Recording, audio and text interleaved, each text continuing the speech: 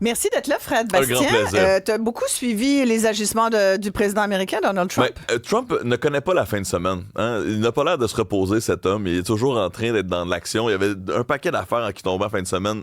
Les avions, un avion gratuit, les tarifs, les médicaments. Commençons avec l'avion. Là, je sais pas si tu as vu, mais apparemment, la famille royale du Qatar veut lui offrir un avion.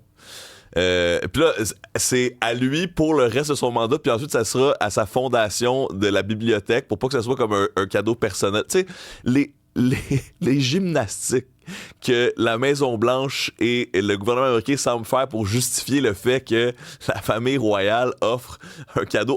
Tu sais, pour que ça passe pas Bonjour pour l'indépendance et la distance. Exact. Là, ce que j'entendais les analystes américains dire, c'est non, mais c'est correct parce qu'il promet rien en retour. Il se fait juste donner un avion qui vaut 400 millions. Puis là, les gens disaient, avec un peu de prudence, c'est probablement le plus gros cadeau d'une puissance étrangère qu'on a offert à un président, un gouvernement. Puis juste pour le fun, je me suis dit, hey, la Statue de la Liberté, c'est un cadeau, ça. Dans le temps, c'était la France qui a offert ça aux Américains pour célébrer leur indépendance, etc. Là, je me disais, ça a coûté combien, ça, la Statue de la Liberté? Tu sais, l'avion, c'est 400 millions, là, quand même. Là, t'sais. Bon, à l'époque, c'était l'équivalent de 250 000 US, la Statue de la Liberté. Donc, en dollars d'aujourd'hui, c'est à peu près 7 millions. Alors, Trump se fait offrir plus que 4 fois la Statue de la Liberté. Non, beaucoup plus, là, 7 400 000 40 fois. Ouais, plus que 40 fois la Statue de la Liberté. Et là, bon, c'est un avion... Non, mais c'est surtout le geste. Puis on sait aujourd'hui que tout ce que compose la boîte noire, tout ce que compose l'avion, toute cette logistique-là, c'est tout électronique, c'est numérique, fait que quand tu contrôles ça, tu contrôles beaucoup de choses d'un État comme les États-Unis. Exact, c'est pas n'importe quel avion, là. C'est la question de est-ce que à l'intérieur de l'avion, il y a un tracker? Complètement. J'entendais aussi un autre expert en sécurité internationale dire attendez, là, le Air Force One, là, il est construit pour qu'il puisse être opéré pendant une guerre nucléaire pour que le président américain puisse envoyer des instructions. Donc, c'est pas là, n'importe quel avion. Qui gérerait ça. Exact. Puis bon. Sincèrement, ça n'a juste pas d'allure. Mais il y a quelqu'un qui va y dire, c'est comme d'autres choses, hein? Dans quelques jours, sans doute qu'un de ses conseillers va lui dire, lui rappeler que ça n'a pas de bon sens. Non, mais au moins, il paraît qu'il est plus luxueux. Alors, au moins, Trump va être dans ses ornements, dans son avion doré, il va être confortable, il sera pas dans un petit avion public là, qui devrait être réparé. Tu sais, tu dis, t'as commencé en disant, il travaille beaucoup, on dirait qu'il s'arrête jamais. Il joue beaucoup au golf. Il sort beaucoup de niaiseries. Mais il sort des nouvelles. Il sort des nouvelles constamment. Puis, puis la question de l'avion aussi, c'est parce qu'apparemment, là, le remplacement de l'avion qui s'en venait, parce que apparemment Air Force One serait désuet, ben, il serait prêt après le mandat de Trump. Donc lui, il a besoin de son avion luxueux. Il peut pas attendre d'avoir un autre... Soit ça ou il y a un autre mandat. Donc je sais pas ce qu'on préfère entre un cadeau du Qatar. Bon, sinon, il y avait la question des médicaments. Hein. Les Américains payent 2 à 4 fois plus cher leurs médicaments. Ça, c'est quand même quelque chose d'important, ça. J'ai vu cette nouvelle, puis je me suis dit, c'est quand même assez important. Il y a quand même quelque chose d'intéressant dans ce qu'il a... C'est quand même fascinant parce que c'est là que... C'est un commentaire, parce que dans le fond, il n'y a rien annoncé. Il est imprévisible. Ouais. Il est complètement imprévisible parce que des fois, il va tout faire pour l'Amérique, puis des fois, il va s'attaquer à l'industrie des pharma, comme ça semble être le cas présentement. Oui, les mais c'est Américains... vrai qu'il y a de l'abus, par exemple. Paient plus cher leurs Américains. On sait que le système de santé 2 fois et demi plus cher qu'ailleurs. Oui, jusqu'à 4 fois sur certains médicaments non génériques, d'ailleurs. Ouais. Puis, bon, donc lui, il dit, on va signer un ordre qui dit, on arrête ça. Alors, bon, croyez-moi qu'il y a une couple de lobbyistes de l'industrie pharmaceutique qui s'en va directement à Mar-a-Lago pour aller défendre leurs points puis leur raison d'être. Mais lui, sa logique, c'est un peu comme les tarifs. Il dit, ben nous, on va forcer les compagnies à charger les Américains moins cher, puis ils vont se repayer avec les autres nations, ils vont augmenter les prix ailleurs. Donc, est-ce que les prix du monde entier de médicaments vont augmenter pour permettre aux États-Unis de payer moins cher?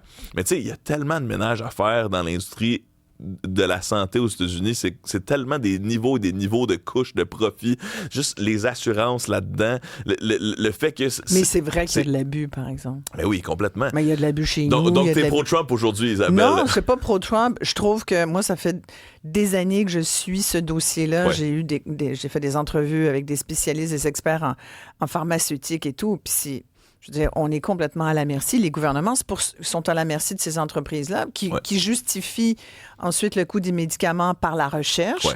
Tout à l'heure, je vais parler à un chercheur, justement, un scientifique, on va pouvoir creuser justement cet aspect-là, mais Mais combien on peut... C'est parce qu'à un moment donné, les gens n'auront plus les moyens de se faire soigner. Non, exact. Puis déjà, la RAMQ, chez nous, on le voit, il y a de moins en moins de médicaments qui sont remboursés par le gouvernement. Puis il y a de plus en plus de maladies auto-immunes, de maladies orphelines, où les traitements sont excessivement coûteux.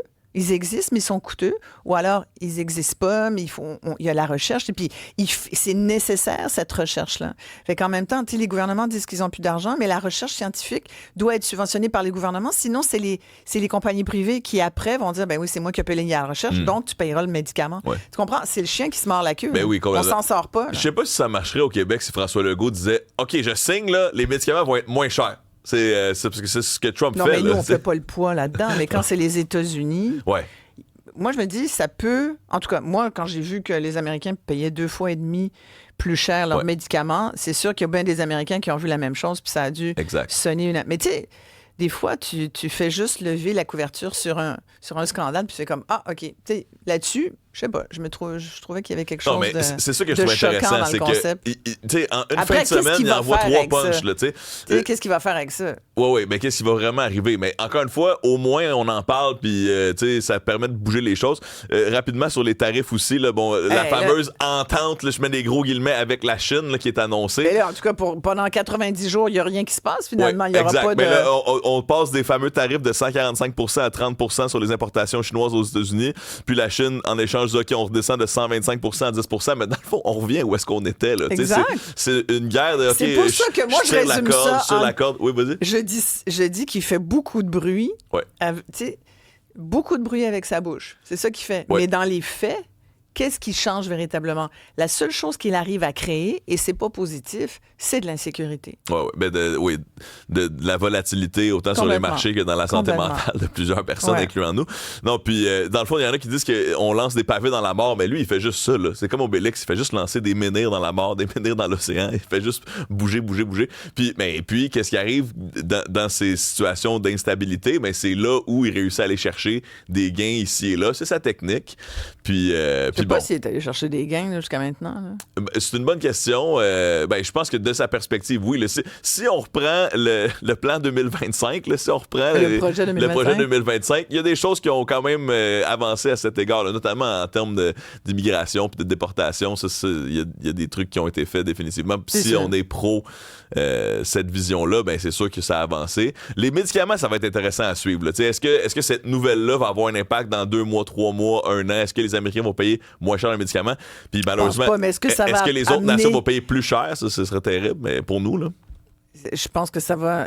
Moi, déjà, si ça force l'industrie pharmaceutique à prendre la parole, ça serait déjà ça. Oui, exact. Puis à prendre la parole publiquement. Ceux qui se foutent de ce qu'on peut dire là, publiquement, c'est bien eux. Et elles ont beaucoup d'argent. Puis d'ici là, nous, au Canada, est-ce qu'on va recevoir 40 statues de la liberté à un moment donné? Est-ce qu'on va avoir notre jet?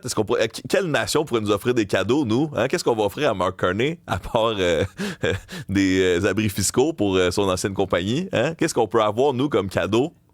C'est Fred Desmagots ce matin. Ah oui, c'est ma fin de semaine de suivre Trump, peut-être. C'est ça qui m'arrive. Hein? Merci beaucoup, Fred. Un grand plaisir.